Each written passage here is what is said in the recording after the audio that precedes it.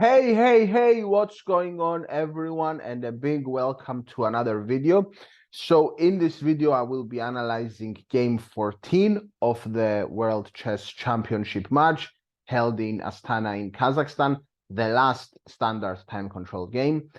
And in this game, Ding Liren had the white pieces and Ian Nepomniachtchi had the black pieces. And it was only the second game in this match where the score was equal and Ding Liren had white. The other time this happened was in game 2 at the beginning of the match.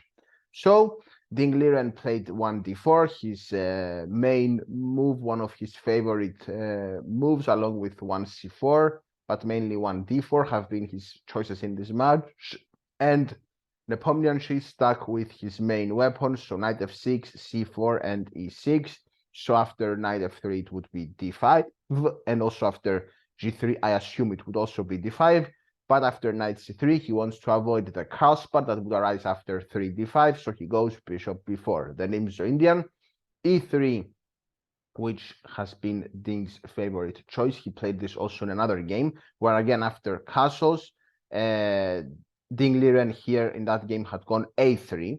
However, in this game, he goes bishop d2. Now, just to show everyone, apart from e3, there are so many moves against the Nimzo-Indian, like there is queen c2, there is bishop g5, there is bishop d2, there is a3, there is f3, there is g3, there is knight f3, you name it.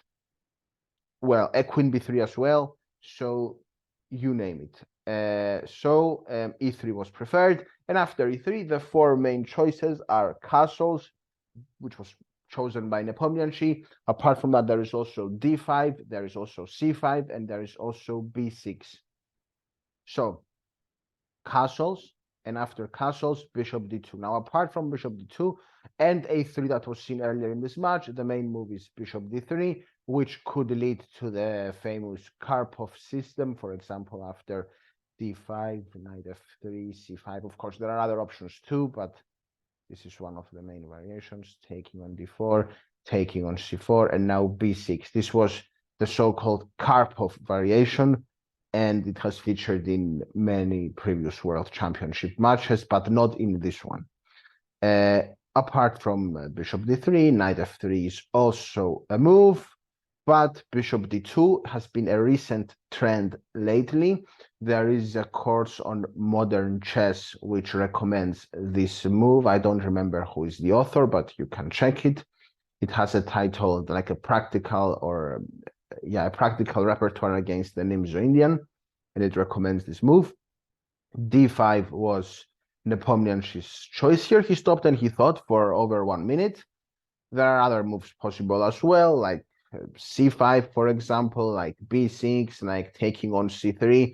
The whole point of bishop d2 is to recapture on c3 with the bishop, not with the pawn, to avoid the doubling of the pawns. Also, that bishop from c3 can control the e5 square, and a rook can come to c1.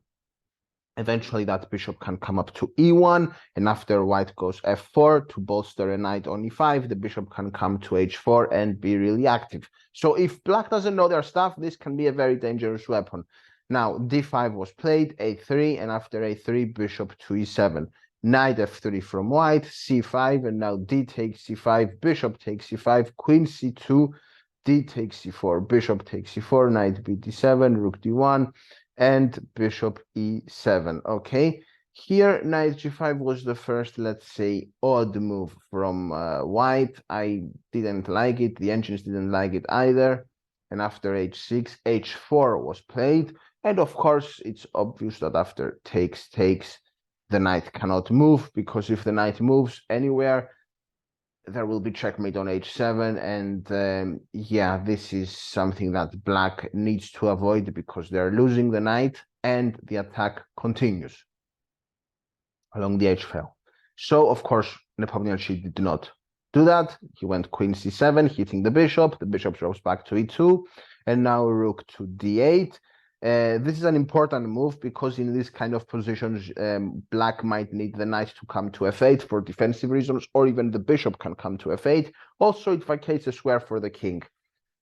Rook c1 was the choice of Ding, which defends the queen on c2, and we will see later on why this was important. Knight f8, like I mentioned previously, and now knight e4. So Ding follows a very important principle in chess, which is realizing when you have gone wrong and doing the best to improve a bad situation. So knight e4, and he kind of bails out by after an exchange of knights and an exchange of queens.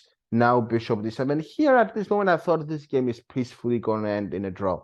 However, there are small factors in the position that are in black's favor. For example, that pawn on h4 is not an asset, it is a liability because the knight can swing into g6, attack it. From there, it can jump into e5, stuff like that. The bishop can come to c6 and hit the knight as well. And white doesn't want to go f3 because after an exchange on e4, he will have a horrible pawn structure. So there are small factors. Also, the rook on h1 is tied down to defending the pawn on h4, so he cannot castle, at least not immediately.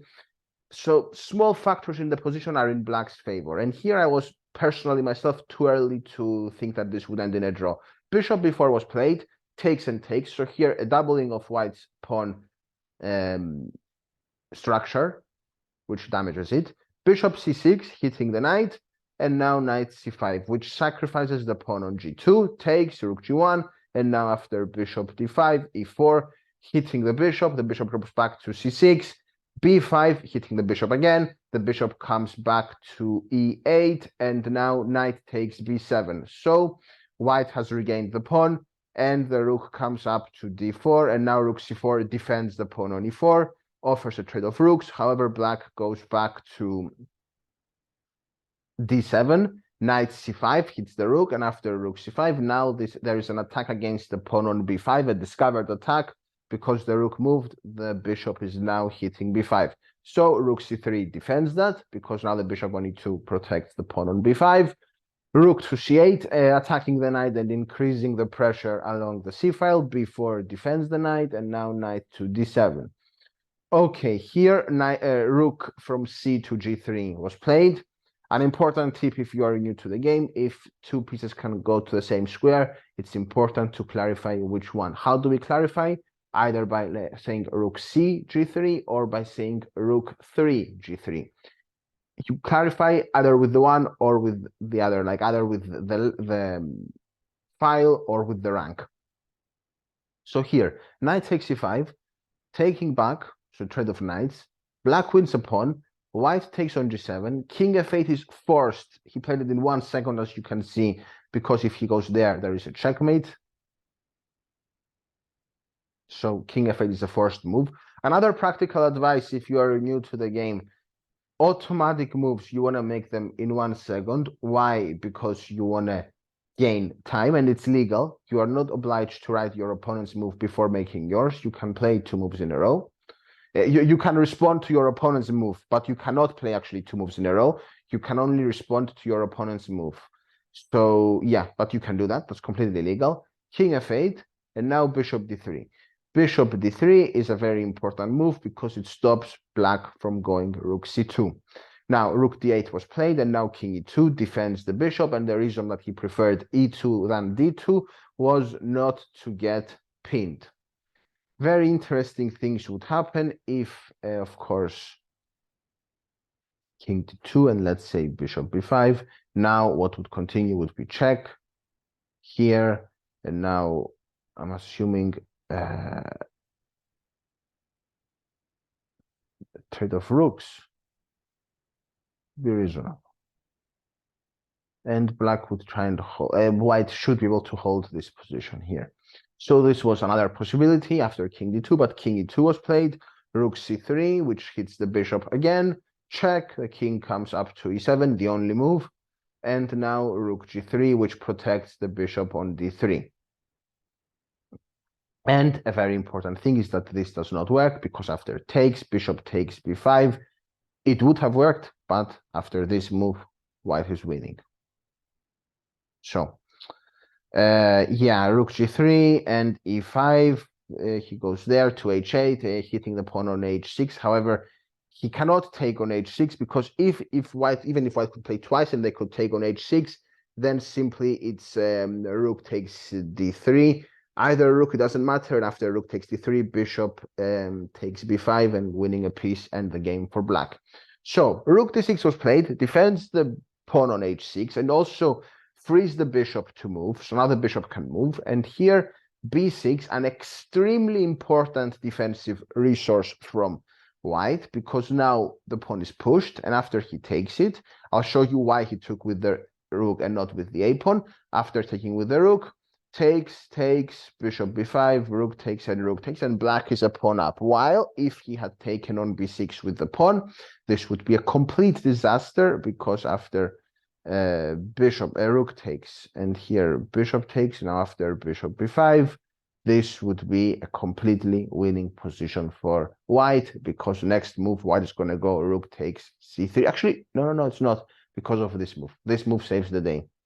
So apparently this would also work, and it would lead to pretty much the same outcome. Okay, I made a mistake there. You see, I'm honest. I'm saying everything unedited as I saw it. So he takes on b6 with the rook. And now this is a very important defensive resource, a simplification. And yeah, this continuation followed. King to d7, an important move. It's very important in the endgame to centralize your king. And rook to f3, king e7, rook c3, a5. So yeah, if you want to become the world champion, you need to squeeze for an advantage, even when the computer thinks it's equal, because black is material up, is a pawn up, and white needs to prove that they have the right technique to make the draw. Rook c7 check, king f6. It's not easy, also with the lack of increments until move 60 and the fact that white was lower on time, not easy at all. So rook c7, king f6, rook c6, king g7, rook a6, rook b2, king f3, rook a2, king g3, h5. h5 is an important move because it stops the white king from accessing g4 apart from f4. So it blocks off the king. And now rook a8, rook a1, king g2, a4, rook a5, hitting the pawn, f6, defending, king f3, a3, rook a6, king f7, king e3, king e8. The trick here, of course, is that no, he didn't blunder the pawn, but after rook takes f6, then a2, it's going to win on the spot. Why? Because what black wants to do is give a check on e1 and make a queen. And if he goes, let's say, anywhere here, now doesn't need to be a check. Well, next move, he's making a queen. So if he goes rook a6, then simply he gives a check on e1, promotes to a queen, and wins the game on the spot. Of course, a player of Ding's level would not fall for this, but you should always watch out for this kind of traps. So king e2, king e7, king f3, rook a2, king e3, king e2, king f7, king f3, rook a2, king e3, king f3, king d7, rook takes f6. So here, it's safe to capture there.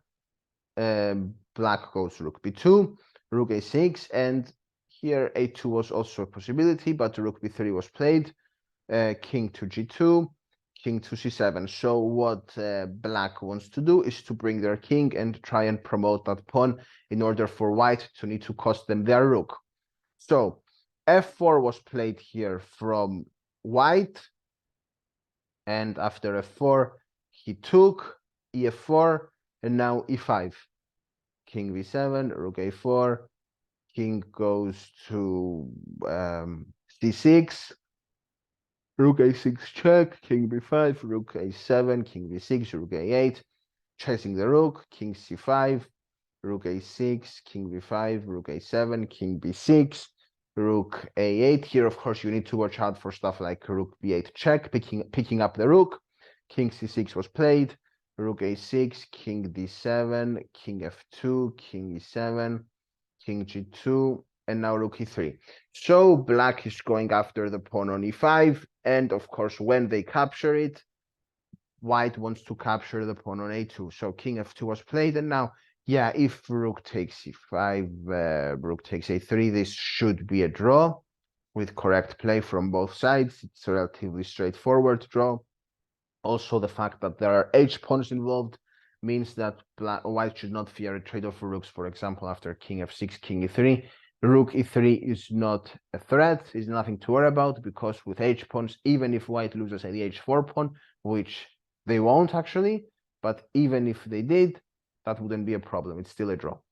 So what was played? Rook g3, king f1, rook c3, king f2, rook e3, king g2, king d7, king f2, king c7, e6, rook king to d8, rook a7, king e8, king g2, and now rook takes e6. This is like the white towel. He's given up because after rook takes a3, of course, the only move, but very straightforward. After that, the rook to g3 was played. Of course, a very obvious mistake is king f3 because that loses the rook. After rook g3, game over. So you need to always watch out for this kind of tricks.